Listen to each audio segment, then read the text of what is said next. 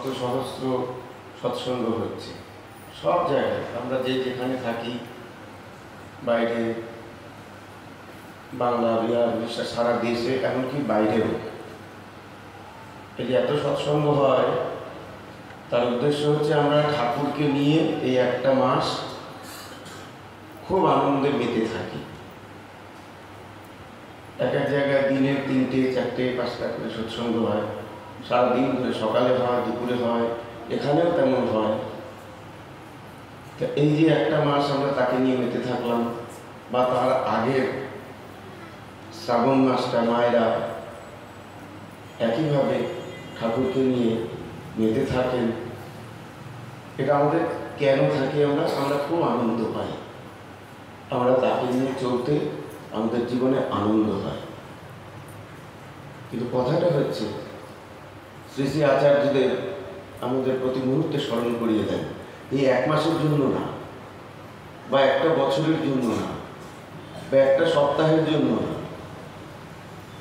তিনি আমার জীবনের অন্তিম মুহূর্ত পর্যন্ত, প্রতি মুহূর্তে, প্রতি ক্ষণে, প্রতি ক্ষেত্রে, যখন জীবনে যেখানে থাকি, তিনি আমার সাথে আছেন।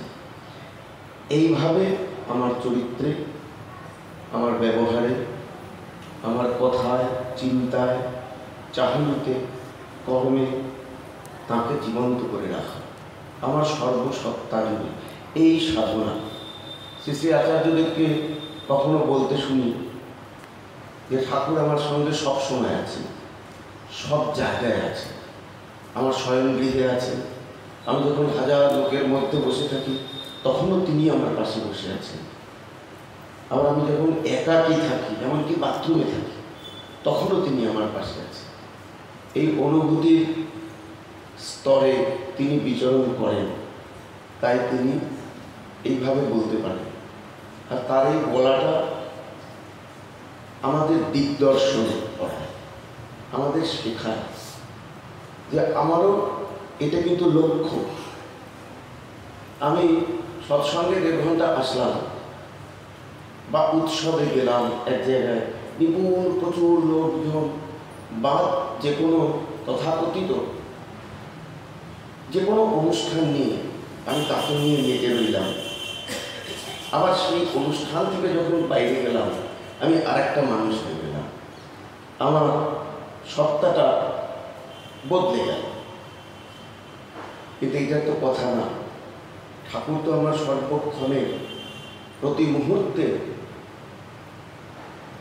আমার অস্তিত্ব তিনি নাই যে জায়গাটাতে, সেই জায়গাটাতে তো আমার বিপদ আছে। শ্রী শ্রী দাদা কখনো বলতেন যে সময়টুকু আমরা ঠাকুরকে নিয়ে থাকি, ঠাকুরকে আমার মধ্যে বাঁচিয়ে রাখি, জীবন্ত করে রাখি, ওই সময়টুকু কিন্তু আমি নিরাপদে থাকি, নির্বিঘ্নে থাকি। আর যে সময়টুকু তাকে নিয়ে থাকি না, তাকে নিয়ে থাকি না মানে কি? এই জায়গাটা আলোকিত আছে, আলো নাই মানে কি আছে? অন্ধকার আছে। তার মানে সেই জায়গাটা কিন্তু আমার নানা কিছু আমাকে আক্রমণ করতে পারে, প্রবৃত্তি আক্রমণ করতে পারে, কাম, ক্রোধ, মোহ, মদ মাৎসর্য আমাকে আক্রমণ করতে পারে, অহংকার আমাকে আক্রমণ করতে পারে, জ্ঞানাভিমান আমাকে আক্রমণ করতে পারে, আমার নানা রকম লোভ, সেটা হতে পারে আত্মপ্রতিষ্ঠা, হতে পারে নাম, যশ, খ্যাতি, অর্থ, মান, এইসবের, এগুলো আমাকে আক্রমণ করতে পারে। কিন্তু আমাকে প্রোটেক্ট করে কে? যদি আমার মধ্যে তিনি জীবন্ত থাকেন। তিনি জীবন্ত থাকবেন না, তিনি তো সর্বসত্তার মধ্যে আছেন। প্রত্যেকটা ইট, কাঠ, পাথর, মানুষ, কীট, পতঙ্গ, পশু, পাখি, ভালো মানুষ, মন্দ মানুষ বলে আমরা যা বুঝি, সব কিছুর মধ্যে তিনি বিরাজমান। কিন্তু তাকে যে যতটা জাগ্রত রাখতে পারে, আমার আচরণ দিয়ে, ব্যবহার দিয়ে, আমার সমস্ত কর্ম দিয়ে। একটা ঘটনা শুনেছি, শ্রী শ্রী ঠাকুর তার কাছে তো যে তার কাছে আসতো, তার সেই পরম প্রেমী বলি তো তাকে আমি, তার সেই প্রেমের আকর্ষণে মানুষ আটকে যেত। আমরা পূর্বতন বিভিন্ন ভক্ত মানুষদের যাদের দেখেছি, তারা যারা একবার ঠাকুরের কাছে এসেছেন থেকে গেছে, আর তাকে ছেড়ে দিতে পারেন। এমনই এক আমেরিকান দাদা তার কাছে এসেছিলেন, আমি খুব সংক্ষেপে বলছি, এবং তারপরে তার ভিসা বা তার এখানে থাকার মেয়াদ একসময় শেষ হয়ে যায়। এবার তার দেশে ফেরার পালা, আর ঠাকুরকে ছেড়ে যাওয়ার সে কি যন্ত্রণা তার। এবং শেষকালটায় তিনি বললেন, ঠাকুর আমি তোমাকে আমার দেশে তোমাকে নিয়ে যাব। ঠাকুর বললেন যাও। আর তো সে আরো প্রফুল্ল হল, বলে ঠাকুর তুমি যেমনভাবে যেতে চাইবে আমি তেমনিভাবে যাব। তুমি যদি প্লেনে করে যাও, আমি একটা প্লেন, আমি চার্টার প্লেন করে যাবো। তুমি যদি জাহাজে করে যেতে চাও, আমি তাই তোমাকে নিয়ে যাবো। ঠাকুর বলেন না না, আমি ওসব করে যাবো না। বলে তাহলে তুমি কীভাবে যাবে ঠাকুর? বলে আমি তোমার মাথায় করে যাবো, তুমি আমাকে বহন করে নিয়ে যাবে। এই এক ভক্তকে ঠাকুর এই কথা বলছে। এই দায়িত্ব আমাদের প্রতিটি তার সন্তান। আমরা যেখানে যাব তাকে মাথায় করে নিয়ে যাব। কি দিয়ে? আমার আচরণ দিয়ে, আমার ব্যবহার দিয়ে। একটা জায়গায় একটা মানুষের উপস্থিতি, তাকে সেখানে নিয়ে প্রতিষ্ঠা করবে। আমরা এটা চোখে দেখেছি, আমরা শ্রী শ্রী আচার্যদেবকে দেখি, আমরা পরম পূজ্যপাদ শ্রী শ্রী দাদাকে দেখেছি, পরম পূজ্যপাদ শ্রী শ্রী বর্দাকে দেখেছি। বিভিন্ন জায়গায়, আজ থেকে বহু বছর আগে শ্রী শ্রী বর্দা কখনো আসাম, বিহার, উড়িষ্যা বিভিন্ন জায়গায় যখন যেতেন, কখনো তিনি কোনো কোনো জায়গায় একটু থেমেছেন তার গায়ে। সেই জায়গাগুলো আজ ঠাকুরকে নিয়ে মত্ত। সেই জায়গায় আজ বিশাল মানুষ তাকে নিয়ে চলে, সেখানে তিনি ঠাকুরকে ওইভাবে প্রতিষ্ঠা করে রেখে এসেছেন। আমি শ্রী শ্রী দাদার সঙ্গে কখনো আপার আসাম দীর্ঘ একটা 6 দিনের সফরে তার সঙ্গে সঙ্গে যাওয়ার সৌভাগ্য হয়েছে। তা কখনো এরকম তো বহু জায়গায় হয়েইছে, একটা জায়গায় দীর্ঘক্ষণ গাড়ি চড়তে চড়তে একটা জায়গায় তিনি এমনি কিছু ছাড়া দাঁড়িয়েছেন, ফাঁকা জায়গা, রাস্তা একটু আমরা সবাই একটু হাত পা ছড়িয়ে নেব। তা তিনি দাঁড়িয়েছেন, একটা ফাঁকা জায়গা এরকম আছে, শ্রী শ্রী আচার্যদেব সেখানে আছেন। বাবা নেমেছেন দেখে সঙ্গে সঙ্গে কোথার থেকে একটা চেয়ারের ব্যবস্থা করেছে। কোনো মানুষ, কোনো গুরু ভাই কিচ্ছু নাই সেখানে। তিনি সেই চেয়ারটায় বসেছেন। 5-7 মিনিট আর 10 মিনিট হয়তো সেখানে একটু তিনি বসেছেন। আবার কোথা থেকে একটু কোন দোকান থেকে কি সব একটু সময়ের জন্য ফাঁকা করে একটু চা করে নিয়ে আসা হয়েছে। এসবই কিন্তু আচার্যদেবের ব্যবস্থা। একটু পরে যখন তিনি আবার গাড়িতে উঠতে যাচ্ছেন, তখন সেই জায়গাটায় দেখা যাচ্ছে যে প্রায় 200-300 লোক তাকে ঘিরে ধরেছে। কে চিনল তাকে? কোনো চেনা মানুষ নেই। এমনই প্রেমের আকর্ষণ। তার পরবর্তীকালে এরকম বহু জায়গায় তিনি যেখানে একটু থেমেছেন, সেখানে ঠাকুরকে কেন্দ্র করে লক্ষ লক্ষ মানুষ আজ জীবনের পথে চলছে। ডালহাউসিতে তার সঙ্গে আমাদের যাওয়ার সৌভাগ্য হয়েছে। সেখানে কিছুদিন থাকা হলো, ভালোই চলছে। অপূর্ব প্রকৃতি, একদম মায়াময় দৃশ্য। আমরাও থাকছি, সকাল দুপুর বিকেল খাচ্ছি যাচ্ছি, কখনো ঘুরতে বেরোচ্ছি, আর দাদার কাছে বসছি। কি আনন্দ, কি আনন্দ। হঠাৎ একদিন তিনি বললেন, শ্রী শ্রী আচার্যদেব তার সামনে দাঁড়িয়ে আছেন। ওই একটা বাড়িতে সমস্ত তার মতন করে ব্যবস্থা হয়েছিল। শ্রী শ্রী আচার্যদেবকে তিনি বলছেন, হ্যাঁ এখানে তো বেশ কয়েকদিন থাকা হয়ে গেল, ঠাকুরের কাজ তো কিছু হচ্ছে না। কাজ তো কিছু হচ্ছে না, মানে একটা জায়গায় ঘুরতে গেছি, পরিষ্কার কেন্দ্র মন্দির ইত্যাদি কোনো বিষয় নয়। কাজ কি হচ্ছে, এরকম থেকে কি লাভ? আর শ্রী শ্রী আচার্যদেবকে আমরা আজও দেখি, বছরের পর বছর ধরে দেখছি, তিনি একটি প্রশান্ত ব্যক্তিত্ব। সব অবস্থার মধ্যে তিনি ধীর স্থির অচঞ্চল। হাসি মুখে বললেন, তুমি যখন ইচ্ছা করেছ হবে, ভাষা জানা নাই, সংস্কৃতি জানা নাই, কোনো পরিচিত লোক নাই, এমনই একটা পরিবেশ। এখানে আমার পবিত্র ভাই সেখানে আমাদের সঙ্গী ছিলেন। তারপরে হয়তো 3-4 দিন মতন তিনি ছিলেন। যতক্ষণ পর্যন্ত জেনেছি 72 জন মানুষ দীক্ষা হয়ে গেছে। ওর মধ্যে মধ্যে ওই মানুষদের মধ্যে যাজনে যাজনে তা তিনি সেখানেও তার সবসময় মনে আছে এখানে ঠাকুরকে কি করে বিলিয়ে যান, ঠাকুরকে বিতরণ করে কী করে যান। আর একটা ঘটনা বলে আমি শেষ করে দিচ্ছি। তারই সঙ্গে আমরা পশ্চিম ভারত দক্ষিণ ভারত এরকম একটা দীর্ঘ সফরে বেরিয়েছি। বেরোতে বেরোতে কিছু কিছু জায়গা ছিল যেখানে কেন্দ্র মন্দির ছিল না, কিন্তু শ্রী শ্রী আচার্যদেব বাবার যাতে কোনো অসুবিধা না হয় তেমন তিনি ব্যবস্থা করেছেন। সোলাপুর বলে একটি জায়গা, আমার যতদূর মনে পড়ে সেখানেও আমাদের পবিত্র ভাই সঙ্গী ছিল। সোলাপুর অমুদা ছিল।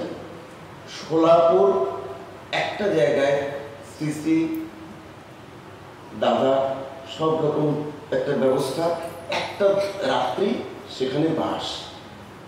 আমরা সন্ধ্যে ঠিক আগে পৌঁছেছি, দুটো কটেজ টাইপের যতদূর আমার মনে পড়ে। সেখানে দাদা আর পরিবারের আর সকলে সেভাবে আছে। সন্ধ্যে হচ্ছে, আমরা প্রার্থনা করছি। একটা সামনে খোলা মাঠ, কি করবো কিছু নাই, এই ঘুরে বেড়াচ্ছি। দাদা যতক্ষণ ছিলেন তার কাছে বসে আছি, তারপরে দাদা ঘরে চলে গেলেন, আমরা ঘুরে বেড়াচ্ছি। কখন খেতে ডাকবে, আমরা খেয়ে দিয়ে বিশ্রাম নেব। তো যাই হোক, একটা সময় মোটামুটি 8:30-9টা নাগাদ ডাক পড়লো, ঘন্টা পড়লো যে চলো এখন খেতে হবে। তা ইত্যাবসারে একটা মাঠের মধ্যে একটা জায়গা, একটু এরকম উঁচু মতন একটু করা ছিল, একটা এই খুব নিচু একটা স্টেজের মতো। সেখানে শ্রী শ্রী আচার্যদেব উনি বসেছে, আর তাকে ঘিরে সম্পূর্ণ অপরিচিত 20, 30, 25, 50টা লোক তাকে ঘিরে ধরেছে। এর মধ্যে একটা লোক দেখলাম, সেই মারাঠি, সে কোথা থেকে তার জীবনের সব দুঃখ কষ্টের কথা তাকে নিবেদন করছে। সে দৌড়ে বাড়ি গেল, আমি কবিতা লিখি, আপনি কবিতা শুনবেন বলে সে বাড়ি গিয়ে খাতা নিয়ে এসে দাদাকে কবিতা লিখেছে। ঘটছে সব দেখে যাচ্ছি, আমরা দূরে ঘুরছি, আবার একটু এখানে দাঁড়াচ্ছি। লীলা আমরা বলি তো। তারপরে খাবারটা করেছে, আমরা সব দৌড়ে গেছি। খাবার একটা জায়গায় প্যান্ডেলের মতন করা আছে, খেয়ে দিয়ে কখন একটু শোবো, আবার তো ভোর 5টায় রওনা। আমরা দৌড়াচ্ছি, হঠাৎ পবিত্র ভাই উঠে গেল। খেতে বসেছি কিন্তু আমরা সব টেবিলে। আর পবিত্র কই যাও, বলো আমার এখন খাওয়া হয় না। ডাক পড়েছে, কি ডাক পড়েছে? এই যে তিনি এই একটু সময় ওখানে বসে রইলেন, অপরিচিত। আমরা যদি জানি ওখান থেকে একমাত্র একটি গুরু ভাই এসেছিলেন 40 কিলোমিটার দূর থেকে, আর কেউ ছিলেন না। শ্রী শ্রী আচার্যদেবের কথা বলছেন, দাদা এখন দীক্ষা দেবেন। ওই যে তিনি বসেছিলেন, তার মধ্যে প্রথমে শুনেছিলাম 9, তারপরে শুনলাম 13 জন মানুষ তার চরণে আশ্রয় দিল। তাহলে ব্যক্তিত্ব যখন ঠাকুরময় হয়ে যায়, ঠাকুরে ভরপুর হয়ে যায়, তখন তিনি যেখানে উপস্থিত হন সেখানে ঠাকুরকে বহন করে নিয়ে যান। এই দায়িত্ব কিন্তু আমাদের। আর এই দায়িত্ব শ্রী শ্রী আচার্যদেব আমাদের প্রতি ক্ষণে ক্ষণে মনে করিয়ে দিচ্ছেন, প্রতি মুহূর্তে মনে করিয়ে দিচ্ছেন। আজ আমরা দীক্ষাপত্র কার্যক্রমে বেরিয়ে পড়েছি। এটি অ্যাট প্রেজেন্ট ইষ্টনির্দেশ। এই দীক্ষাপত্র কার্যক্রমটা কি? আমার অনুভ্রাতা, যার মধ্যে কোনোভাবে কোনোদিন ঠাকুরের সৎনাম প্রবেশ করেছিল, সেই মানুষটাকে আমি খোঁজে রাখছি কিনা। অথচ এই সংকল্প তো আমি দীক্ষার সময় নিয়েছিলাম যে আমার পারিপার্শ্বিক ইষ্টভ্রাতার আপদে বিপদে যথাসাধ্য অর্থ বাক ও বাস্তব কর্মে তাহার আপদ মুক্তির জন্য বদ্ধপরিকর হইলাম, সাহায্য করিয়া তাহাদের আপদ মুক্তির জন্য বদ্ধপরিকর হইলাম। তো সেইটা আমার করা হয়নি, এটা তিনি স্মরণ করে দিয়েছেন। আমার পারিপার্শ্বিক ইষ্টপ্রদার খোঁজ নেওয়া হয়নি, লোকটা খেতে পায় কিনা, লোকটার অসুবিধা আছে কিনা, লোকটার মনে কোনো অভিমান আছে কিনা, লোকটার মনে কোনো কষ্ট আছে কিনা, এটা কার ব্যবহারে কষ্ট পেয়েছে, কার ব্যবহারে সে একটু দূরে চলে গেছে, এটা আমার বিবেচ্য নয়। সে যাই হোক, সে আমরা ছোটবেলায় একটা কবিতা পড়েছিলাম যে যাই হোক, কান্ডারি ওসব বোঝে না, কান্ডারি বোঝে যে সন্তান মোর মা।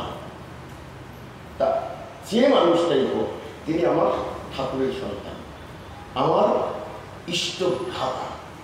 তাকে তার কাছে আমার পৌঁছাতে হবে, তার দুঃখ কষ্টের কথা শুনতে হবে। প্রথম তিনি আমাদের লাইসেন্স দিয়েছেন এই কথাটা বলার, যে আমাদের আচার্যদেব আপনার কাছে পাঠিয়েছেন, এই লাইসেন্সটা দিয়েছেন। তাহলে আমি কত বড় প্রতিনিধি হয়ে তার কাছে যাচ্ছি, আর আমার ব্যবহার কেমন হওয়া উচিত। আমরা এনকোয়ারি করতে যাচ্ছি না, আপনি করেন না কেন, এটা না, কিন্তু ভালোবাসা দিয়ে, প্রেম দিয়ে তাকে জয় করতে যাচ্ছি। আপদে বিপদের কথা ছিল তো, যে আমার পারিপার্শ্বিক ইষ্টভ্রাতার আপদে বিপদে যথাযথ তাকে অর্থপাত বাস্তবকরণে সাহায্য করে তাকে আপদ মুক্তির জন্য বদ্ধপরিকর হয়েছিলাম। তা এটা আপদ বিপদ না?